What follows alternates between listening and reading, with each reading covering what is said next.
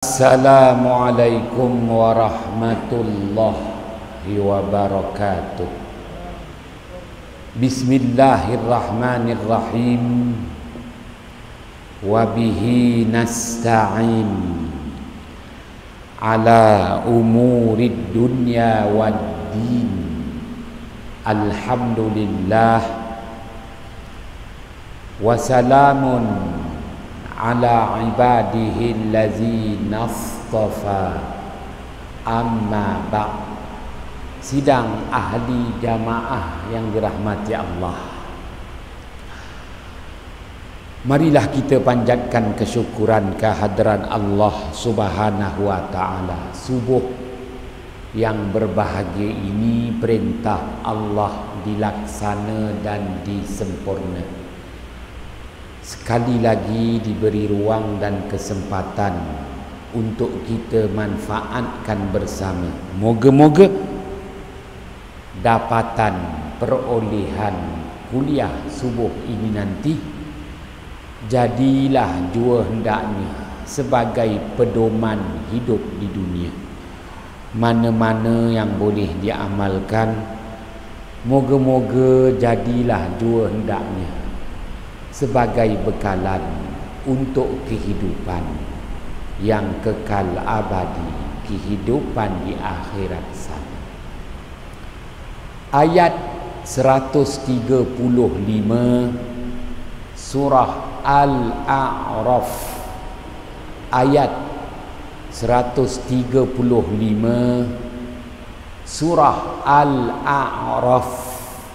Allah Subhanahu wa ta'ala berfirman, ba'da a'udzu billahi minasyaitonir rajim, falamma kashafna anhumur rijsa ila ajalin hum balighu idza hum yankuthun. Sadaqallahul azim. Artinya, maka tatkala kami hapuskan, kami lenyapkan, kami hilangkan ke atas mereka itu wabak-wabak penyakit yang membunuh. Apabila mereka itu telah sampai kepada tempoh masa yang mereka itu terpaksa harungi, lalui, menghadapi wabak-wabak penyakit. Tiba-tiba mereka itu tetap mengingkari segala suruhan dan titah perintah kami. Sidang ahli jamaah yang dirahmati Allah, ayat 135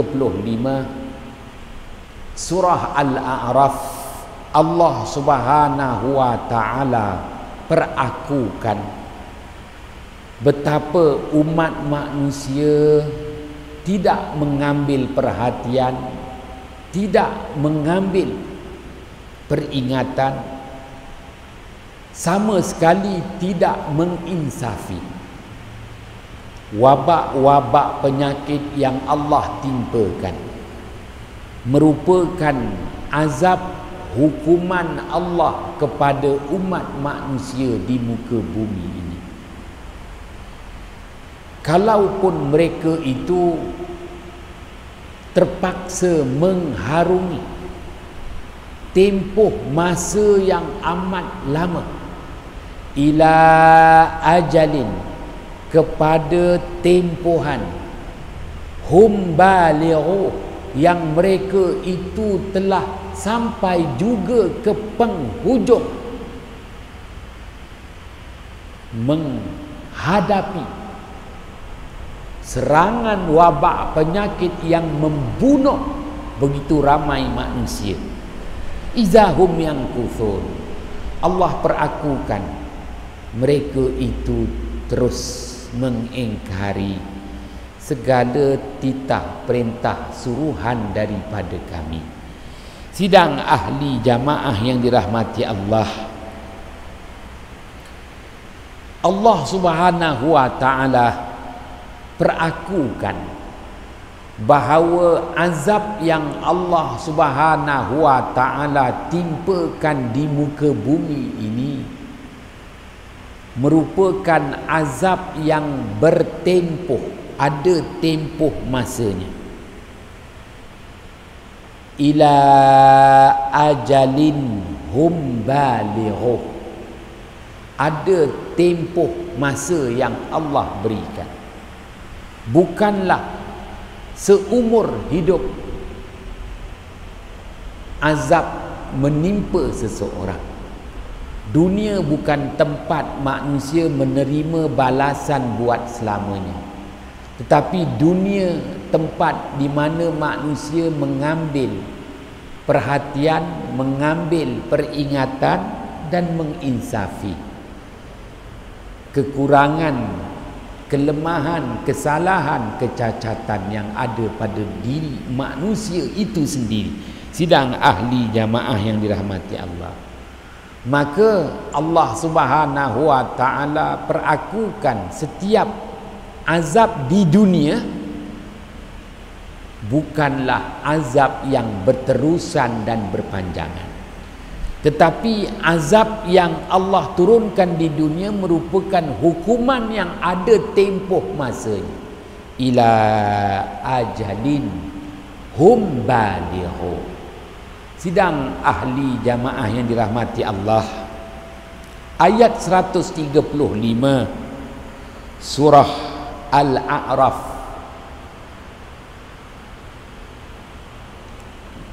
adalah penjelasan ayat 134 dan ayat 133 surah Al-A'raf. 3 ayat berturut-turut, 133, 134, 135 surah Al-A'raf.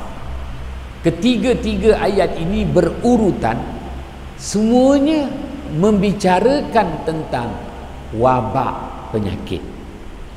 Wabak penyakit merupakan azab dari Allah kepada umat manusia di muka bumi. Apabila azab Allah, maka Allah Subhanahu wa taala nyatakan azab itu datang adanya tanda-tanda awal. Maka ayat 133 Allah nyatakan tentera-tentera Allah yang membawa musibah dan azab kepada manusia. Ayat 134 Allah nyatakan detik saat di mana wabak penyakit yang dibawa oleh tentera-tentera Allah itu, saat detik pandemik di mana manusia menyaksikan azab Allah membunuh ribuan manusia. 135 surah Al-A'raf Allah perakukan bukanlah sepanjang kehidupan manusia itu terus diazab dengan diserang wabak penyakit. Tidak. Allah sediakan tempoh masa. Tempoh masa untuk memberi kesedaran dan keinsafan kepada manusia. Ila ajalin hum balighuh.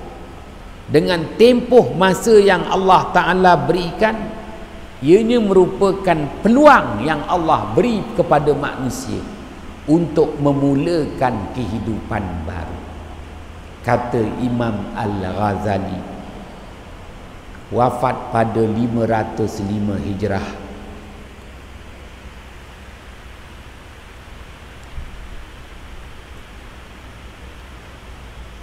apabila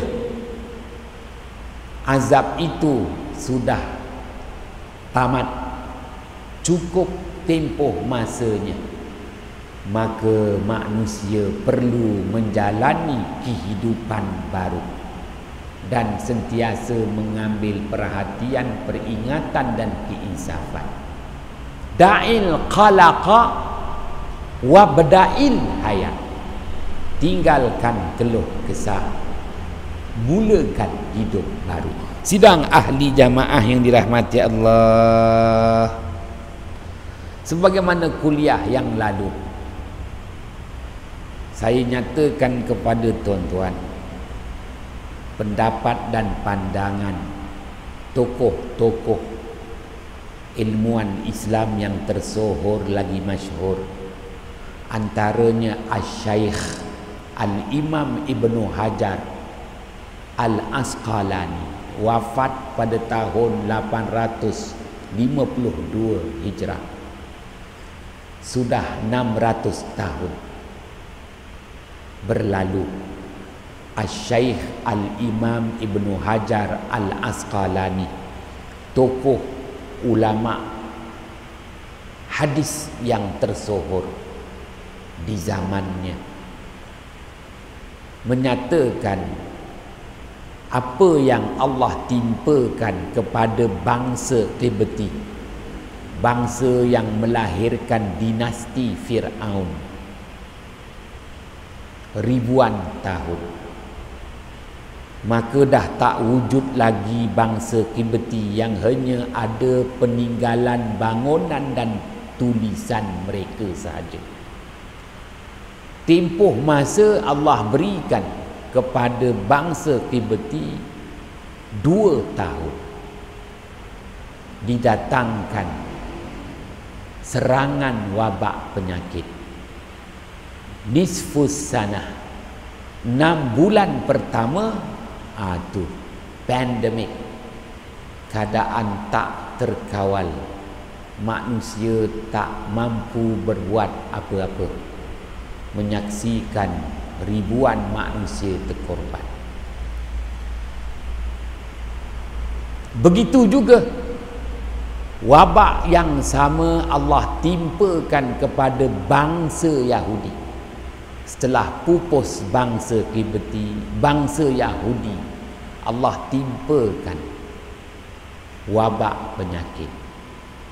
Sekali lagi Allah Subhanahu wa taala tunjukkan kepada bangsa Yahudi Bani Israel, tempoh masanya begitulah, 2 tahun ditimpakan wabak penyakit kepada bangsa Yahudi, yang mana 6 bulan pertama merupakan tempoh masa pandemik tak terkawal, ribuan manusia yang terkorban.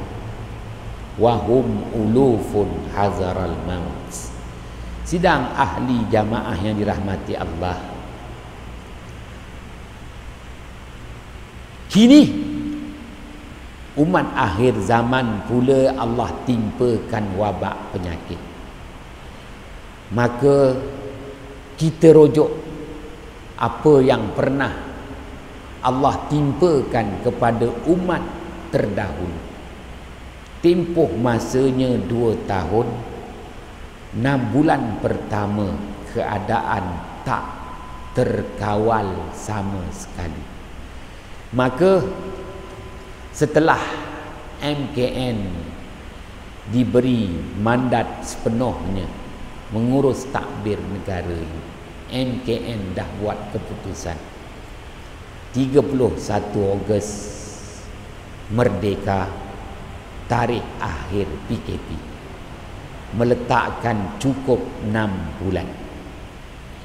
Pun begitu, tak pasti PKP macam mana lagi yang akan dipersetujui. Yang jelas cukup 6 bulan, kita masih lagi ada setahun 6 bulan untuk melengkapkan tempoh masa 2 tahun. Ila ajalin hum balighu. Sidang ahli jamaah yang dirahmati Allah, Imam An-Nawawi rahmatullah alaih wafat 676 Hijriah, memberi nasihat selepas 6 bulan manusia berdepan dengan tempoh masa yang kritikal, ribuan yang terkorban, keadaan beransur pulih hinggalah sampai kepada tempoh masa 2 tahun. Wah, nak cukupkan 2 tahun itu, manusia akan berdepan dengan 3 angkara. Insibabud dammi, tumpah darah. Intifahud dammi, darah berangin. Dan yang ketiga, hijanud dammi, darah tiada lagi zat, darah menjadi buruk, darah tak berkemampuan. Sidang ahli jamaah yang dirahmati Allah, sebagaimana yang dinyatakan insibabud dammi, tumpah darah, sel darah putih makan sel darah merah. Intifahud dammi, darah di luar kawalan, begitu mudah tekanan darah tinggi, begitu mudah tekanan darah rendah, membawa maut kepada manusia, mengundang pelbagai penyakit. Maka walaupun selepas 6 bulan keadaan beransur pulih, tetapi datang penyakit-penyakit yang lain. Kerana wabak penyakit ini dia merosakkan 3 organ, kelenjar, tisu. Kalaupun kita ni positif wabak penyakit coronavirus, positif tetapi tak ada gejala, maka tak ada siapa yang nak kuarantin kita. Kecuali apabila buat maknanya pemeriksaan kita ni positif, ditahan. Kalau tak, siapa tahu kita positif? Sidang ahli jamaah yang dirahmati Allah, siapa tahu yang kita ni positif COVID-19? Tak bergejala. Walaupun COVID-19 tak bergejala, tak ada tanda-tanda batuk, demam dan sebagainya, tak bergejala, tetapi COVID-19 tetap memberi kesan buruk kepada 3 organ, kelenjar, tisu, yang mengakibatkan boleh berlaku 3 angkara, kata Imam Nawawi. Insibabud dammi, tumpah darah. Oleh kerana OKT, organ kelenjar tisu kita ni diserang oleh COVID-19 dan tak bergejala, tetapi melemahkan 3 asas tubuh badan manusia, organnya ke, kelenjarnya ke, begitu juga tisu, menyebabkan lain yang datang penyakit lain. Begitu juga oleh kerana tak bergejala, tetapi hakikatnya kita ada COVID-19, ianya boleh menyebabkan intifahud dami, berangin darah tu. Tak salah makan, tak salah minum, tapi oleh kerana terganggu organ kelenjar tisu, darah tu boleh naik sampai 180, darah tu boleh turun hingga 60. Itu contoh. Sidang ahli jamaah yang dirahmati Allah, saya bagi kuliah. Lepas selesai kuliah, imam beritahu, tuan-tuan, kita nak baca doa selamat kepada bayi yang baru dilahirkan. Hari ke-7 nak letak nama, hari itulah bayi tu kena masuk ICU. Saya kata, sakit apa? Itulah dia kata, tiba-tiba ada serangan virus pula. Wah, apa pandangan ustaz? Pandangan saya sebagaimana yang dinyatakan oleh Imam An-Nawawi rahmatullah alaih. Kalau pun wabak penyakit reda, berkurangan, tapi 3 angkara tu. Tuan-tuan yang dirahmati Allah, sebelum tu ada yang beritahu saya anak dia 14 tahun tiba-tiba kena buat dialisis. Aku cakap 14 tahun kena dialisis. Sebelum tu lagi dalam PKP dia beritahu anak dia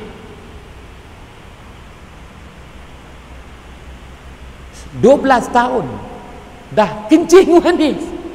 Aku cakap kencing manis.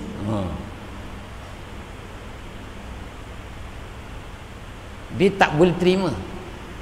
Kenapa? Dia sendiri yang sebaya dengan saya 53, dia terkawal kencing manis. Tapi macam mana anak dia ni yang umur 12 tahun kena kencing manis 18? Lepas tu yang saya nyatakan tadi tu, anak dia umur 14 tahun nak kena dialisis, yang seorang kawan baik saya. Samalah umur 53. Dia geleng kepala. Ialah apa pun dijumpa saya sebagai imam Masjid Kota Iskandar. Ialah imam biasa je. Minta doa lah, ustaz doakan. Betul, aku hanya boleh doakan, lebih tak ada. Kenapa saya cakap macam itu? Imam rawatib aja boleh bacakan doa lah, mohon pada Allah. Peruntukan tak ada, keraian tak ada, bolehlah baca doa. Cuma yang memeranjatkan itulah anak umur 12 tahun kena kencing manis, anak umur 14 tahun kena dialisis, anak baru lahir 7 tahun dah kena serangan virus. Wah, ialah sidang ahli jamaah yang dirahmati Allah.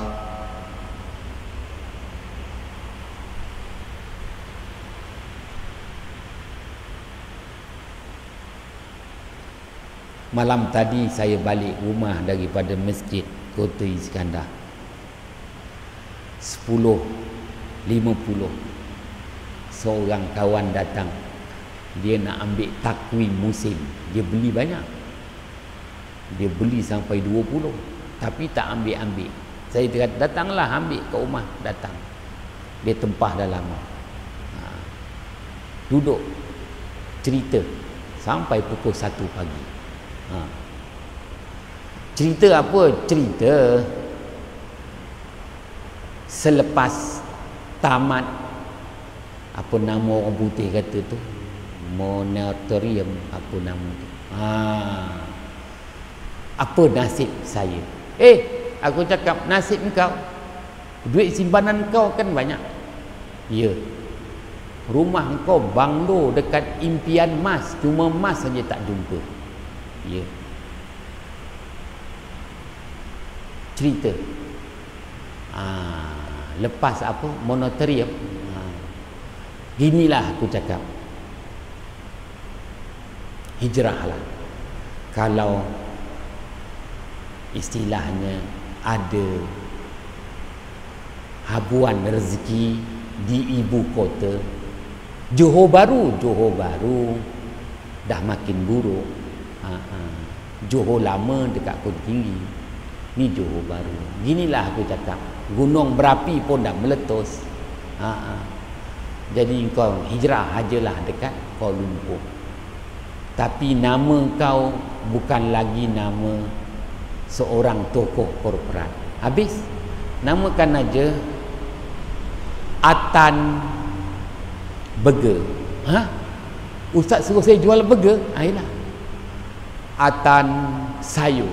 Ustaz suruh saya jual sayur. Ayolah. Mana boleh? Mana boleh, tapi begitulah. Engkau dah cerita dengan aku. Selepas 6 bulan ni habislah. Ingatkan habis apa? Habis duit dia. Tuan-tuan, dah kena berhenti kerja. Sebulan gaji 35,000 kena berhenti. Sekarang ni masih bertahan kerana tak payah bayar hutang kereta, tak payah bayar hutang rumah banglo dekat Impian Mas. Jadi nanti apabila dah habis ni bulan 10 dah mula kena bayar hutang. Habis macam mana ustaz engkau jalani hidup baru? Banglo kau tu kau jual. Itu nasihat ustaz. Itulah nasihat seorang imam Masjid Kota Iskandar. Dan engkau kena tukar jenama diri engkau. Jadi Atan Burger, Atan Sayur, Atan Cleaner. Itu aja. Tuan-tuan, yalah. Dia pergi rumah saya, dia minta saya mandikan dia, mandi bunga.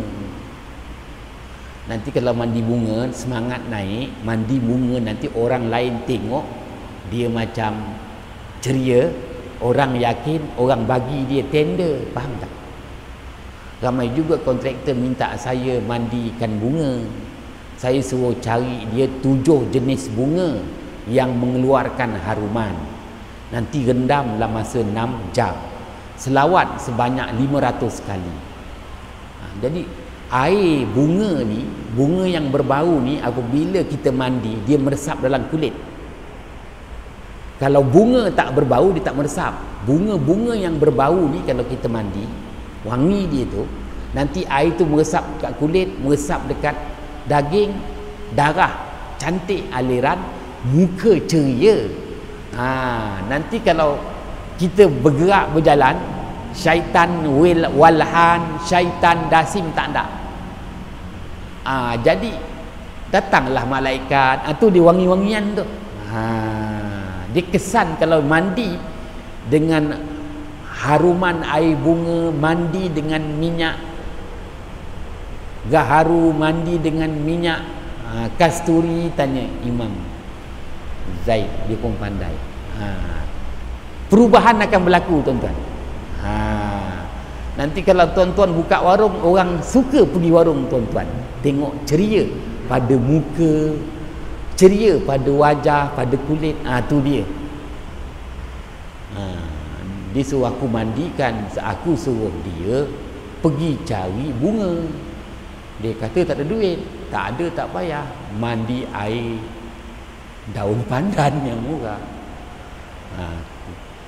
Kalau nak mandi dengan orang lain, dia kena bayar RM3,333 tu tak tahulah, itu dia punya mahar dia. Kalau dengan Haji Hanafiah tak payah bayar-bayar, kau cari je lah bahan tu. Tuan-tuan yang dirahmati Allah, jadi malam tadi dia pujuk saya, kata inilah dia wabak ni. Wabak ni dia memberi kesan. Selepas 6 bulan ni semuanya sakit. Sakit hati, sakit fikiran, sakit perasaan, semua. OKT, organ kelenjar tisu. Tuan-tuan yang dirahmati Allah, ialah nak nyatakan wabak ni azab dari Allah yang memberi kesan yang meluas. Bagaimana wabak ni dia menyerang begitu luas, begitulah juga kesannya meluas. Kesannya pada fikiran manusia, perasaan manusia, tubuh manusia, income manusia. Dah cukup masa SOP nanti ke dalam. Akan datang kita cerita ni lagi, kerana ada hadis menyatakan bahawa wabak ini juga merupakan bentuk serangan-serangan makhluk halus yang Allah izinkan.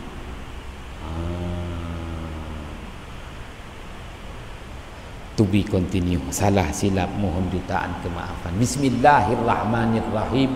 Fafahamnaha Sulaiman wa kullan ataina hukman wa ilma wa sakharna ma'a Daudal jibala yusabbihna wa tayra wa kunna fa'ilin.